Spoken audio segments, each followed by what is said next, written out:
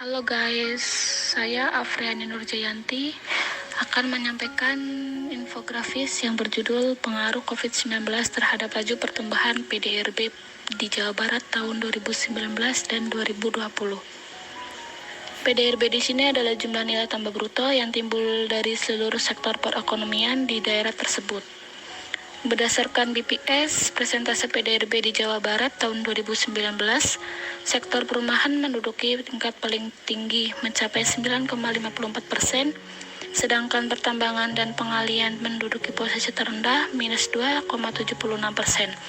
Di tahun 2020, sektor perumahan menduduki peringkat terendah 1,92%. Sedangkan informasi dan komunikasi menduduki posisi tertinggi di tahun 2020 mencapai 34,64%. Berdasarkan BPS, persentase PDRB di Jawa Barat tahun 2020 juga mengalami penurunan di sektor lapangan usaha. Sektor yang mengalami penurunan paling banyak yaitu jasa perusahaan mencapai minus 18,38%. Karena perusahaan memecat beberapa karyawan atau mengurangi karyawan selama masa pandemi COVID-19. Dikarenakan perusahaan tidak mampu menggaji karyawan dengan jumlah yang cukup besar. Dan pada sektor pengelolaan air dan pengolahan sampah limbah dan daur ulang mengalami kenaikan mencapai 10,80%. Dikarenakan masyarakat tidak boleh keluar rumah selama pandemi COVID-19. Sehingga pengadaan air, pengolahan sampah, limbah, dan daur ulang mengalami kenaikan sejak pandemi COVID-19. Di halaman kedua ini saya akan menyampaikan faktor yang mempengaruhi menurunnya sektor jasa perusahaan di Indonesia. Ada beberapa faktor antara lain. Yang pertama, guncangan ekonomi secara tiba-tiba yang menimbulkan kerusakan finansial secara serius.